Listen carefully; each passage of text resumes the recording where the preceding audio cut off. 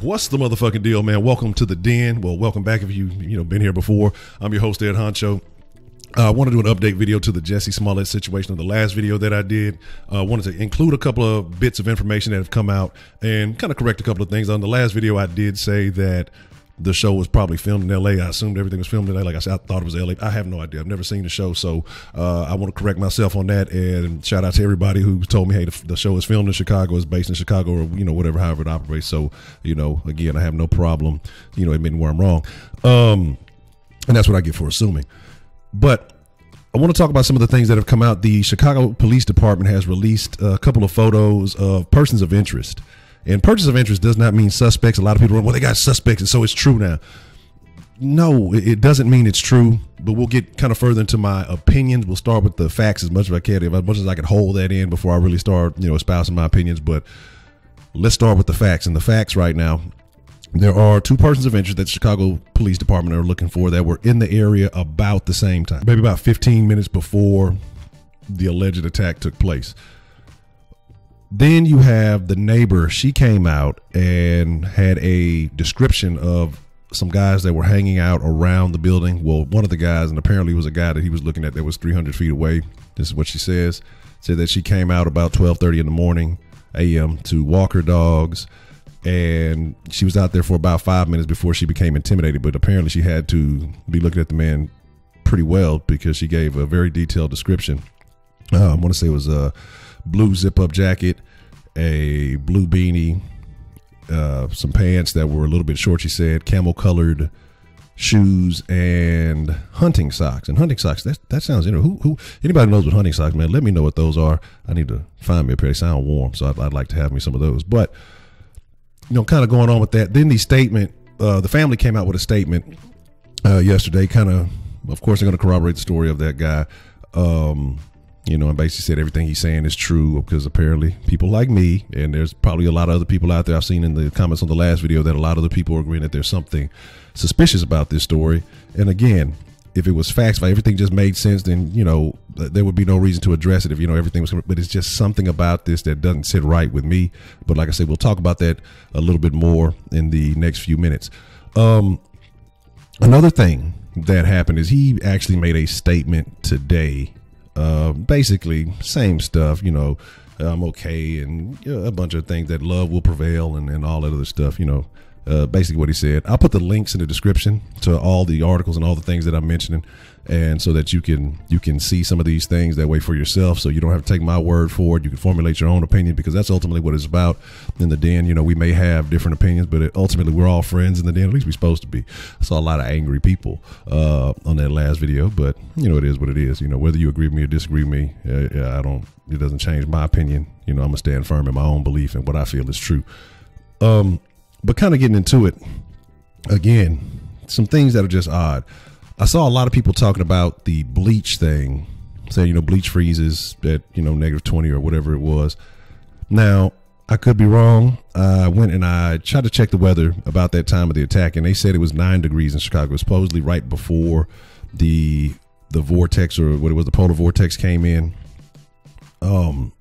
Now, the thing that's weird is because, different weather services, they have, thermometers at different locations. So that where that temperature reading was might not have been exactly where he was. It could have been cooler where he was. There can be varying degrees of temperatures in the same city. It happens, but they would say it was about 9. I don't know if it was a difference that big, but I know relatively soon after that, temperatures got freezing cold, and to the point where you shouldn't be walking about it. Even 9 degrees, that's fucking cold.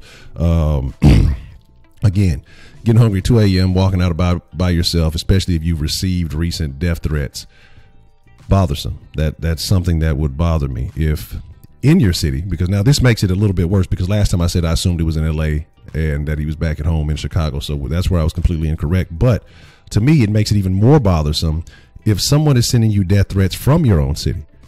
So that makes you think that you would want to be intimidated. And I have a couple of theories. I have a couple of thoughts on this, and it could go a couple of different ways. We'll discuss that in just a second. Another thing, the thing that continues to stand out to me the most, the two things that stand out to me the most, is the length of time after the attack that it took to call the police. What were you doing for 45 minutes that you couldn't call the cops. The clothing, I know they said that when the cops arrived, he asked that they cut off the body cameras. And I can understand that. But at the same time, if I'm the victim of a crime, I want everything documented. You know, I want anything that could be used to help benefit my situation to be documented. But again, kind of odd is what it is. Another thing that they're talking about is, you know, he said that he was on the phone with his manager at the time of the attack. And this is what I find super odd. Now, your managers usually make about 15% or so of whatever their contract arrangement is off of their clients. And you're listening to him get beat up. You're listening to him get beat up on the phone, apparently, if this allegedly attack happened. You heard him say MAGA country, allegedly. And you don't think to call the police. You're not encouraging him to hurry up and call the police to try to get the guys while they're still in that area before they get away. You wait 45 minutes. 45 minutes is enough time to, again, never been to Chicago. I think it was the third biggest city. You know, I'm down in H-Town, fourth biggest city. I know H-Town's a pretty big place. It's pretty spread out. 45 minutes will get you a good distance, depending on what part of town you are and where you're trying to get to. You can get a good ways away from wherever you need to be, 45 minutes, and then you got to account for the time that, you know, it takes for the information to get passed on to the police to even start looking for guys. Again, very strange. Don't think that helps his case at all. Something that concerned me. One of the initial things that jumped out to me. Again, the rope. The neighbor says she claims that when she saw one of those guys outside, that he had rope hanging from under his clothes. Very odd to me that if somebody was up to something suspicious, they knew that they were doing something suspicious, they were going to do some type of activity that was going to harm somebody. Why would they not notice that the rope is visible? She said it was under his clothes, under his jacket or something like that, that she could see it. Some type of blue and white rope. Interesting. Why, if you felt like these guys were suspicious, if you thought these guys were odd, instead of just going straight back into your apartment, you have security in the building. You have a concierge in the building. Why didn't you go report that and say, hey, you know, something odd is going on outside. Y'all need to take a look at that. These guys are just standing out there. Never seen them around here. I don't know, you know, what's going on. You know, maybe you should go speak to them. Again, I don't know.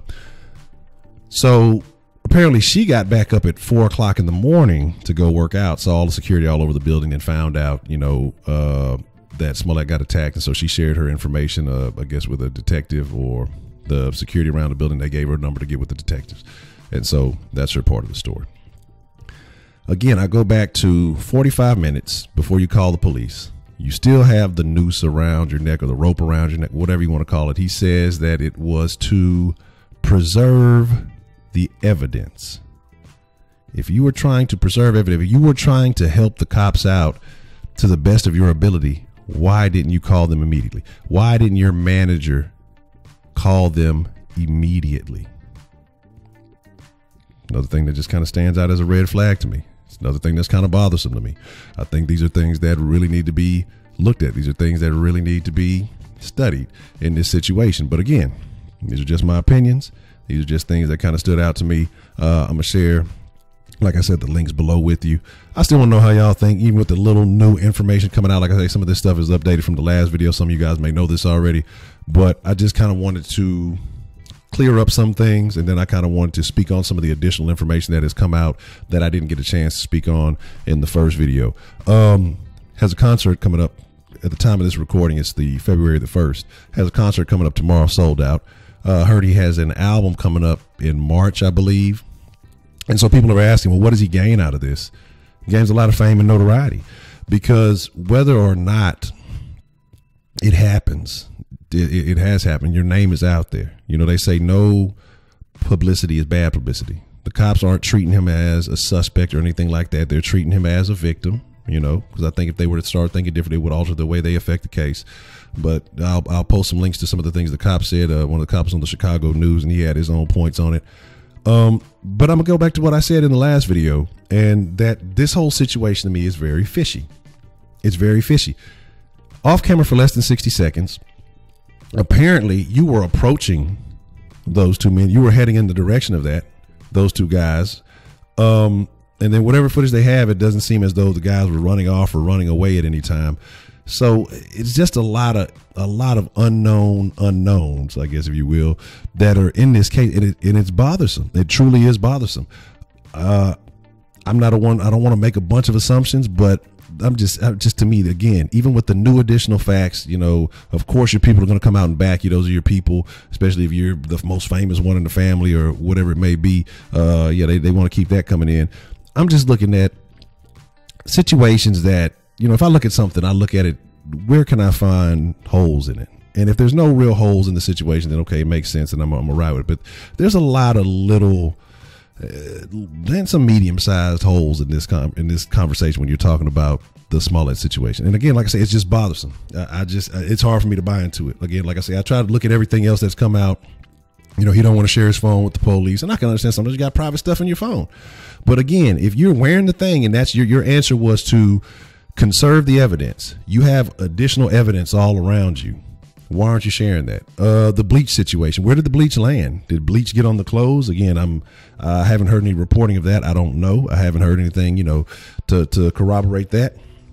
If it got on your face, you'd think that he'd have been moving a lot more hastily, because apparently he strolled into the building, you know, not saying that in a rush, but casually walked past security. So it wasn't like he, you know, was in emergency need of help. Again, it's a lot of small things in this situation that I have to take into account, and it still just seems kind of fishy to me.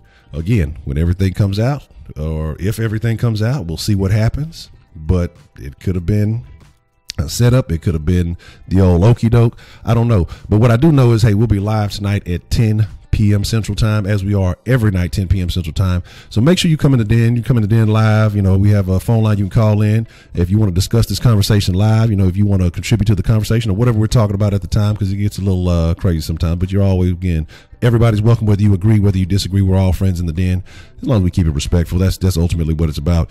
But again, I'm your host, Ed Honcho. I appreciate y'all tuning in. I appreciate y'all checking it out.